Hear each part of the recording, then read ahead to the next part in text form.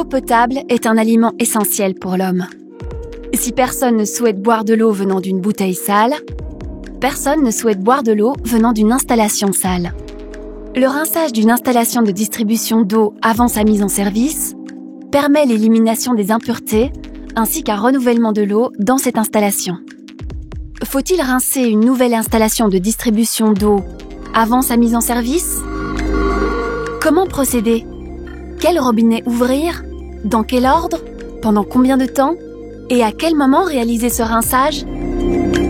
Lorsqu'on construit un nouveau bâtiment avec une nouvelle installation de distribution d'eau, on pourrait s'attendre à ce qu'à la mise en service, l'eau de ville qui sorte du robinet soit bel et bien potable.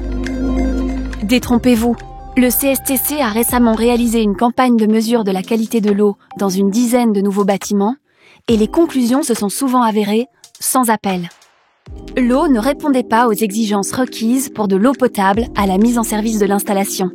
Et ce, à cause d'une concentration trop élevée en germes totaux et ou en légionnelles. L'eau de ville distribuée par la Compagnie des eaux étant potable, comment expliquer cette dégradation de la qualité de l'eau? Des impuretés peuvent s'introduire à différents stades. Lors du transport et du stockage sur chantier des matériaux ou lors des travaux. Mais la qualité de l'eau dans une installation a également tendance à s'altérer avec le temps si l'eau n'est pas suffisamment renouvelée. Si le délai entre le remplissage d'une installation et son utilisation au quotidien s'élève à plusieurs semaines, la stagnation de l'eau peut à elle seule entraîner le développement de bactéries et dégrader la qualité de l'eau. Il est donc important de rincer l'installation avant sa mise en service, afin d'éliminer les impuretés et de renouveler l'eau.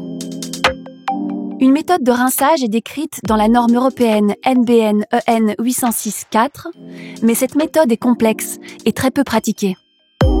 La campagne de mesure du CSTC a permis de démontrer qu'il est possible de simplifier cette méthode sans nuire à la qualité de l'eau. Cette méthode simplifiée distingue les installations domestiques des autres installations.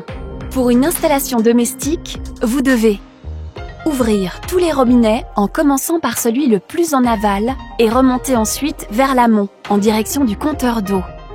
L'eau doit couler pendant 4 minutes après ouverture du dernier robinet. Vous devez ensuite fermer tous les robinets dans le sens inverse. Effectuez cette procédure pour l'eau froide et ensuite pour l'eau chaude. Notez que s'il y a en moyenne plus de 5 robinets par étage, on rincera par étage. Pour l'application de la méthode de rinçage d'une installation non domestique, vous trouverez un exemple concret dans le dossier du CSTC numéro 2021 4.16. À quel moment rincer l'installation? Il faut rincer l'installation après son remplissage et juste avant la mise en service.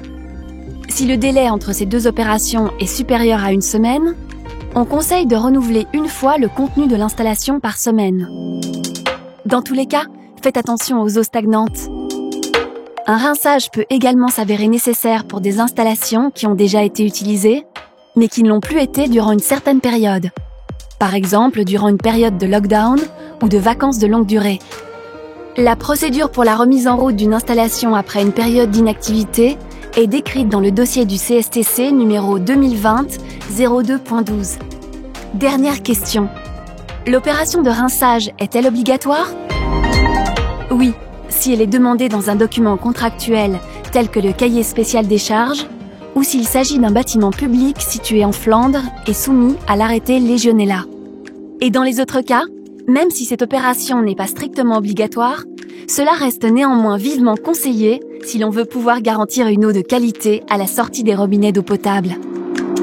Buildwise vous accompagne. Faites appel à notre assistance technique et trouvez des informations et formations utiles sur buildwise.be.